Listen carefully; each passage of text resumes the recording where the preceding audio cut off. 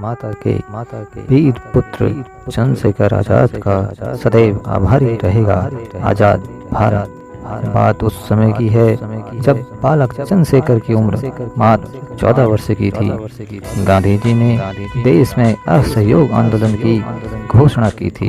बालक चंद्रशेखर ने इस आंदोलन के बारे में सुना तो वह भी आंदोलन में शामिल होने के लिए निकल पड़े। दिसंबर 1921 में उसकी गिरफ्तारी हुई और उसे मजिस्ट्रेट के सामने पेश किया गया। मजिस्ट्रेट ने जब उस बालक से पूछा कि तुम्हारा नाम क्या है, तो बालक चंद्रशेखर ने उत्तर दिया आजाद।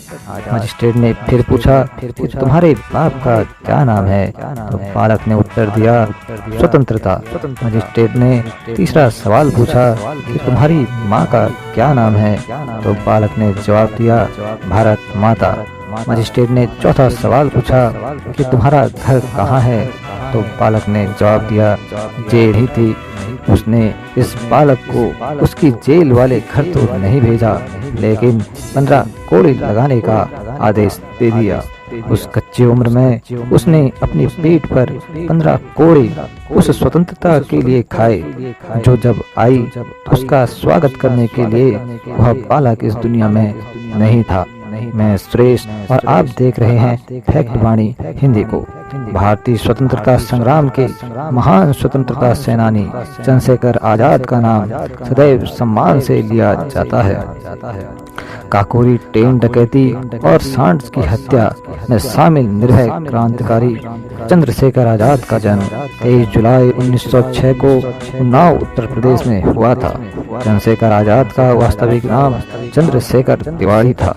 चंद्रशेखर का प्रारंभिक जीवन वर्तमान मध्य प्रदेश के आदिवासी बाहुल क्षेत्र भावड़ा गांव में भी व्यतीत हुआ। वह पढ़ाई से ज्यादा उनका मन खेल कूद व्यायाम और धनुष बाण चलाने में लगता था। चंद्रशेखर आजाद की मां जगरानी देवी उन्हें संस्कृत का विद्वान बनाना चाहती थी, इसलिए उन्हें संस्कृत सीखने की काशी विद्यापीठ भेज दिया। यही बनारस में उन्होंने पहली बार असहयोग आंदोलन में भाग लिया और उनके साथ वह घटना घटित हुई जिसका उल्लेख ऊपर किया गया है। 1922 में गांधी जी ने असहयोग आंदोलन को स्थगित कर दिया। इस घटना ने चंद्रशेखर आजाद को आहत किया। एक युवा क्रांतिकारी प्राणवेश चटर्जी ने उन्हें हिंदुस्तान रिपब्लिकन एसोसिएशन जैसे क्रांतिकारी दल से संस्थापक राम प्रसाद बिस्मिल से मिलवाया। आजाद बिस्मिल के स्वतंत्रता और समानता जैसे विचारों से बहुत प्रभावित हुए। चंद्रशेखर आजाद के समर्पण और निष्ठा की पहचान करने के बाद बिस्मिल ने उन्हें अपनी संस्था का सक्रिय सदस्य बना दिया। इसके बाद वो सक्रिय रूप से स्वतंत्रता आंदोलन की गतिविधियों में शामिल हो गए। लाला लाजपत राय की हत्या का बदला लेने के लिए चंद्रशेखर आजाद ने अपने साथियों के साथ मिलकर सांड की हत्या कर दी। जलियांवाला बाग हत्याकांड के बाद तो उन्होंने सशस्त्र आंदोलन को ही अपना मार्ग बना लिया। 1925 में हिंदुस्तान रिपब्लिकन एसोसिएशन की स्थापना की गई। इसी साल काकोरी कांड हुआ। इसके आरोप में अशफाक उल्लाह खां बिस्मिल समेत अन्य मुख्य क्रांतिकारियों को मौत की सजा सुनाई गई। इसके बाद वो भगवती चरण बोहरा के संपर्क में आए, जिसके बाद चंद्रशेखर आजाद भगत सिंह सुखदेव राजगुरु के भी निकट आ गए थे। चंद्रशेखर आजाद का व्यक्तित्व इतना प्रभावशाली था कि उनके भीतर इतनी कम उम्र में ही वो अपने समूह के बीच स्वाभाविक नेतृत्व देते थे। उनके आसपास के क्रांतिकारी साथी उन्हें सेनापति के नाम से संबोधित करते थे। इन्हीं क्रांतिकारियों में से एक शिव वर्मा भी थे, जिनसे चंद्रशेखर आजाद की काकोरी कांड के बाद कहानी में ही मुलाकात हुई।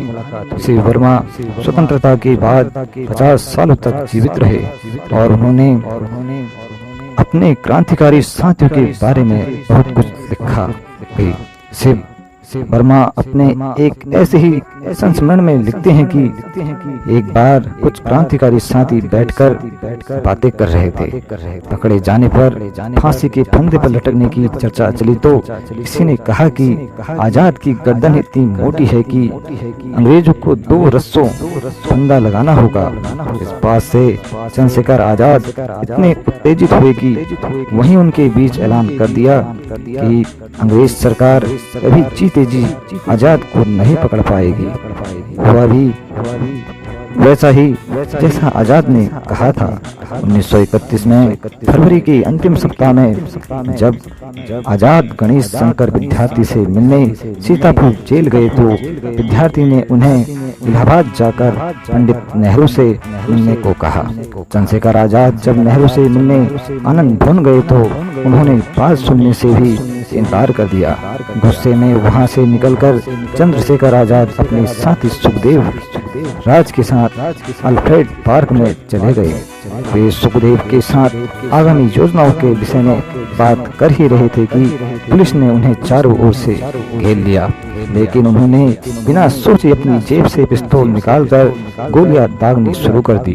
दोनों ओर से भारी गोलीबारी हुई। चंद्रशेखर के पास जब मात्र एक ही गोली शेष रह गई तो उन्हें पुलिस का सामना करना मुश्किल लगा। चंद्रशेखर आजाद ने पहले ही यह प्रण किया था कि वह कभी भी जिंदा अंग्रेज पुलिस के हाथ नहीं आएंगे।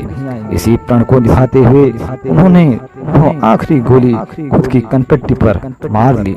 जब चंद्रशेखर आजाद ने अपने प्राण मातृभूमि के लिए न्यौछावर किए तब उनकी आयु मात्र 24 साल की थी।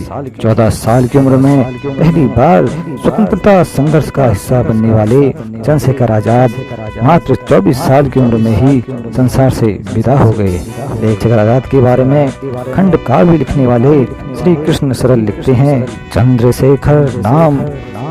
चंद्रशेखर नाम सूरज का प्रखर उत्पाद हूँ मैं, फूटते ज्वालामुखी सा क्रांति का उद्घोष हूँ मैं। कोस जख्मों के